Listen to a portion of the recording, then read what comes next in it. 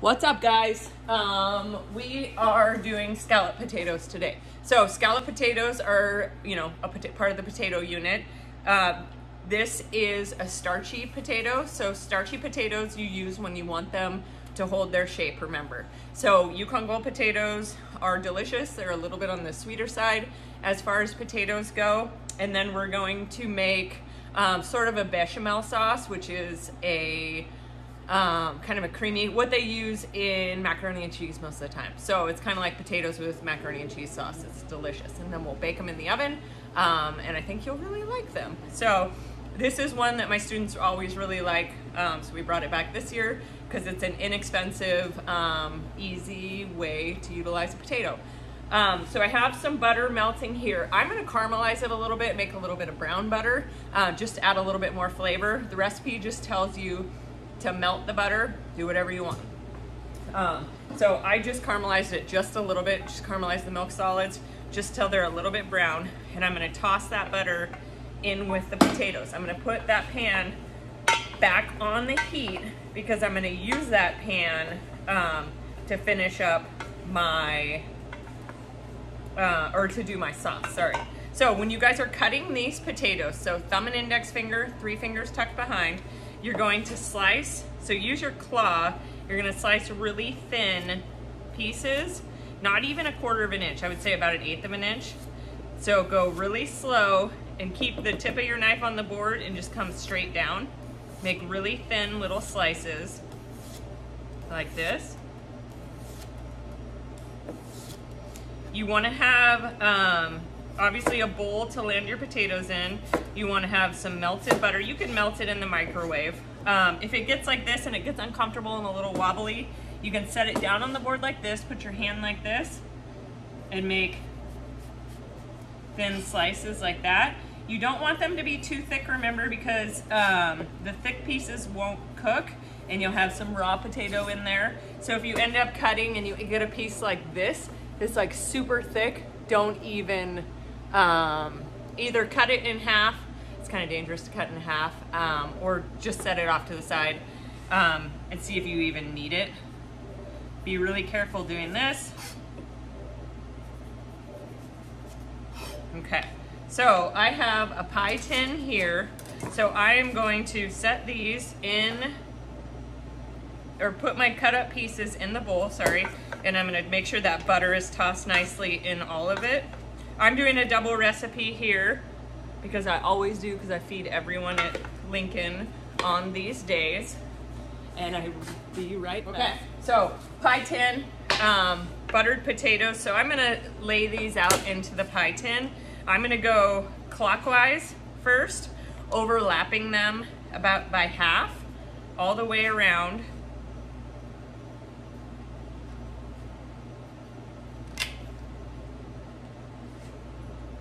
If you happen to have a mandolin at home, you can use a mandolin. A mandolin is a tool that will cut potatoes really thin, but if you don't, just use your knife. Just be really mindful of where your fingers are. So do clockwise until you've filled it up, just like that, and then sprinkle it with salt. So a good pinch of salt, and you can do pepper too. So if you have pepper, do a couple grinds of pepper. And then, so we went clockwise on that. We're gonna go counterclockwise on the next round of potato slices. And I'm gonna fill this up as full as I can get it. So going counterclockwise will make them this time. So going clockwise and then counterclockwise will make them kind of settle in the pan better. And it makes it so you get nicer cuts that way when you slice them out. So counterclockwise, fill it up, another sprinkle of salt, and then I am gonna do one more layer because I want it to be, it's gonna settle down as it cooks. You guys are gonna bake this on some sort of cookie sheet or something, just in case the sauce bubbles over in there on you. You wanna be safe so you don't have to clean the bottom of your oven. We don't want things to burn on the bottom of the oven. So fill it up into the center. I'm gonna put a little guy right there. And then another good sprinkle of salt Okay, so now I have that ready to go. I'll do the other one later just because I have so much potato here. But I'm gonna make the sauce. So bechamel, that's basically what it is. Usually you start off with butter and flour. We have a little bit of that remaining melted butter in there.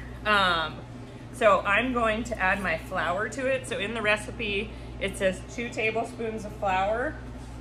So I'm gonna add my flour into there. And then my salt, so it says a teaspoon of salt. So I'm doubling it. Some pepper, and some people like nutmeg in here. Nutmeg is a very French thing to do to scallop potatoes. You can totally put nutmeg in there if you wanted to. I grabbed it here just to show you guys that. I'm not gonna put it in there. I went to a French cooking school and we put nutmeg in everything, and I'm kind of nutmegged out, but you guys can totally do it if you want to. So you're gonna turn the heat on medium, and you're gonna kind of get that flour toasting a little bit. You just want to heat it up, kind of mix it around to start toasting it so it doesn't taste too floury. I have milk here, so your recipe calls for 2 cups of milk. This is 1 quart of milk, which is really nice. I also have some cheese here that I'm gonna put on the top once it's all done. So you're gonna slowly add in your milk. So say like, I don't know, a couple tablespoons, maybe 1/4 of a cup to start off, just to make it, wish I had a clear pot so you could see, but just to make it so you break up some of those bigger lumps of flour. So once you've mixed that in and you've kind of broken up some of those bigger lumps of flour, then you can start adding a couple tablespoons at a time. You want it to heat up before you add more. So you don't want it to still be cold while you're adding it. So you'll start to see this thicken pretty quickly. So the flour is what's thickening it and making it a sauce. So I am going to be crazy at this point, and I'm gonna add, which you might even have in your, I got it today for another potato dish I'm demonstrating, but I'm just gonna take a little bit of rosemary and I'm gonna put it in here just so it's kind of infused with that rosemary flavor. And then I'll pull it out right before I put it into the pan. I just think it adds a nice dimension flavor to it. You definitely don't have to do it, but it's an option. Rosemary, thyme, you could do garlic cloves in there too. So if your family really likes garlic, mince up some garlic and put it in there. That would be really good. Trying to think of other, you could do garlic powder if you wanted to. If you just wanted that garlic flavor, but you didn't either have garlic or you didn't want to cut it up. So remember, potatoes suck up a lot of salt. So I want you guys to taste this before you put it into your pie pan to make sure that it's not, you want it to be a little bit salty, a little bit on the salty side, because your potatoes are going to soak up a lot of that salt. So also, you're gonna want, I said you want to put it on a cookie sheet. I have the big cookie sheets here at Lincoln, baking sheets, and I'm gonna put down some parchment paper when I'm off camera. You may want to think about putting down parchment paper. Then if it does spill over, then you won't have that mess. You can just pull up the parchment paper and go with it. Throw that away and then be done with it. Make sure you guys are cleaning as you go. And then you're gonna want a little bit of aluminum foil. The aluminum foil, we're gonna cover the top of this with, and you want a tight seal on it. So what that's gonna do, and I also have my oven set at 375. So when we cook these, they're gonna be covered with aluminum foil so that they steam and cook the potatoes all the way through. And then in the recipe, it says that you can pull off the, remove the foil, sprinkle with cheese, and then put the scalloped potatoes back in the oven and cook them until the cheese is melted and toasted. It says put it on broil, but I would just put it back in. So I already have my cheese melted. I chose cheddar cheese. You can do any kind of cheese you want. You can do Parmesan cheese. The recipe says you can do Gruyere cheese.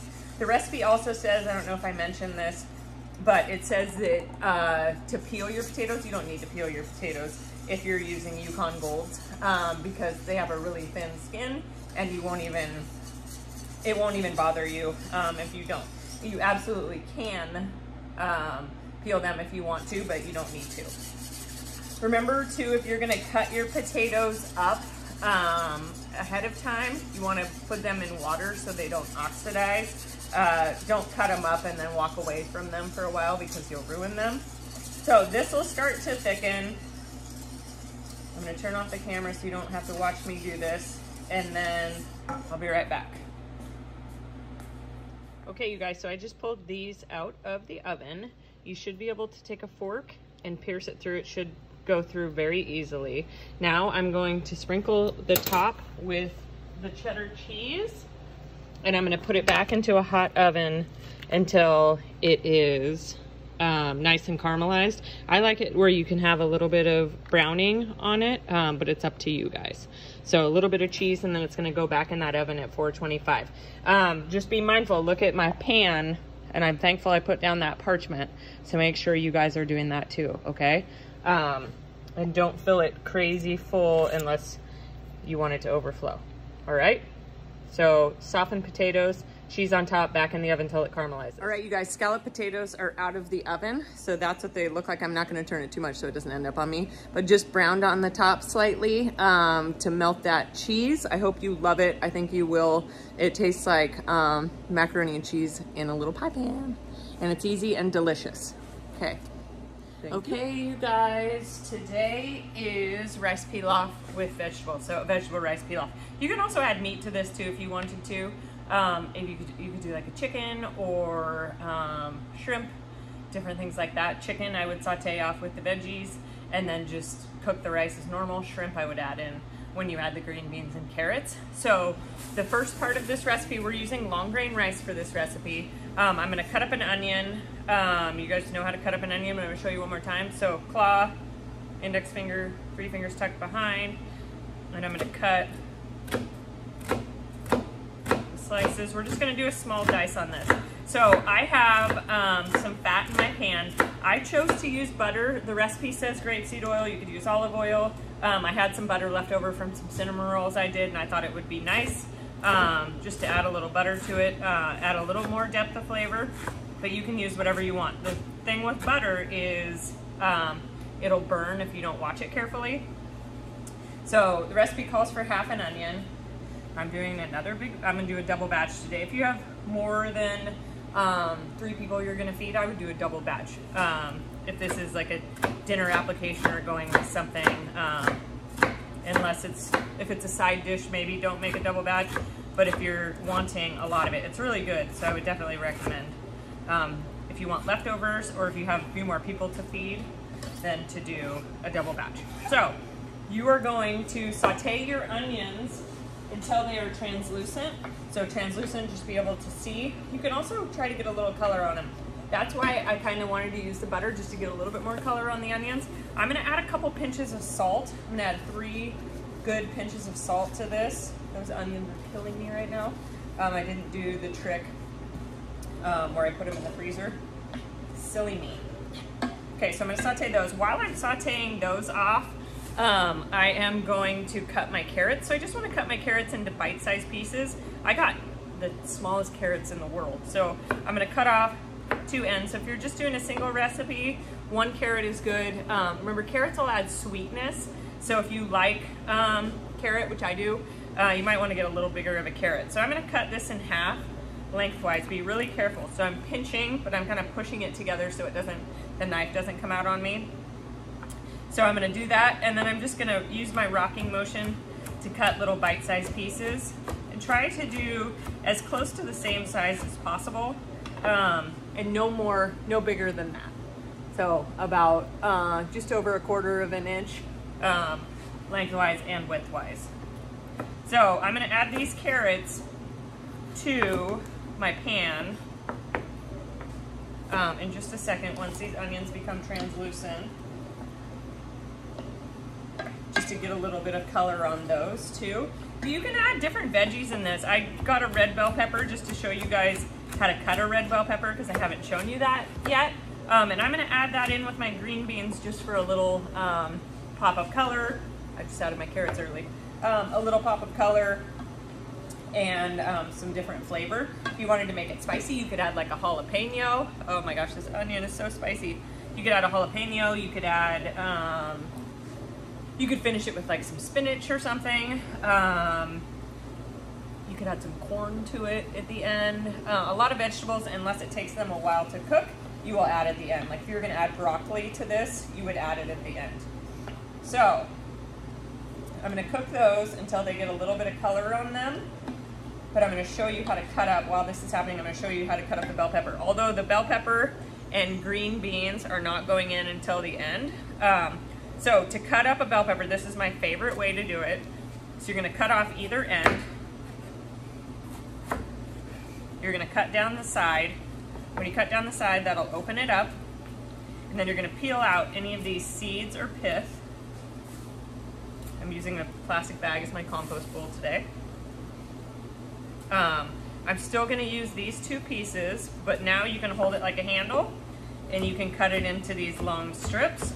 I'm using that rocking motion. And then your hand's like fully far enough away from the knife to not be scary.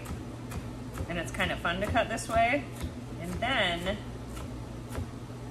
I am going to pull these into two bunches just so it's not dangerous. These will cook at about the same rate that the green beans do. So I'm gonna keep them with the green beans. So I'm just gonna cut them also into little bite-sized pieces. For the green beans, I just cut about 1.5 inches little pieces on there.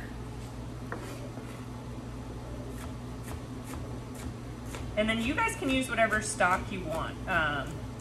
I'm using a stock that I made from Thanksgiving from my turkey. This is right in front of me. You can use chicken stock, you can use vegetable stock. If you don't have stock, you can use water. But if you're gonna use water, I would add some seasonings to it just to make it more flavorful. Okay, so all my veggies are cut up, and you wanna do this ahead of time just so you get your mise en place all the way done. So then, my onions are nice and translucent. My carrots have softened a bit. Now I'm gonna add my rice and let my rice cook in here just to kind of toast up.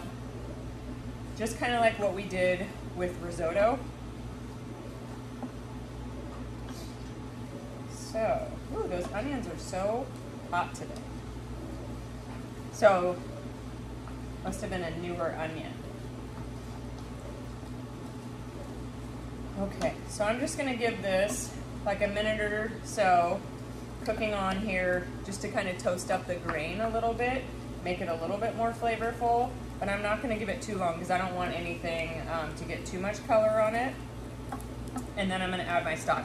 So I have my stock here. So it's 2 to 1. So you guys, in your recipe, it calls for 3/4 cup of rice and 1.5 cups of stock. So any stock you want. Again, I'm using the turkey stock I made. It's kind of darker in color. You can chicken stock, veggie stock, whatever, just like I said. But you are going to want to add, if it's got sodium in, salt in the chicken stock, you might not, or the stock you choose, you might not need to add too much salt, so check that labeling. And you want to add it when it's warm, so you want to heat up your stock a little bit ahead of time, just so it doesn't take forever on here.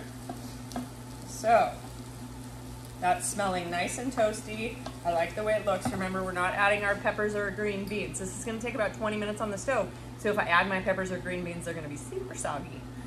So I'm going to add my stock now.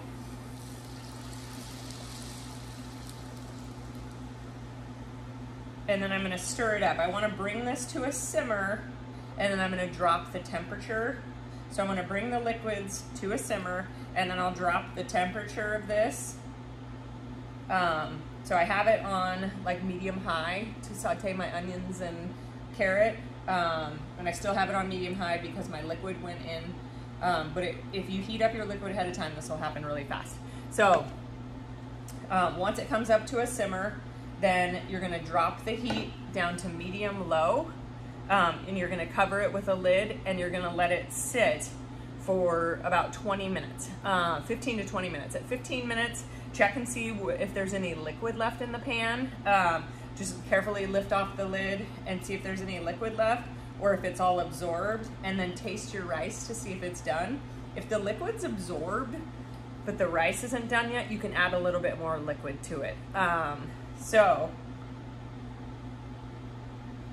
once this comes up to a simmer, I'm gonna add the lid. If you have a lid has a top that's glass or that you can see through, I recommend using that. But if you don't, just be really careful when you're pulling it off. Use like a dry towel to kind of peek at it and see what's going on.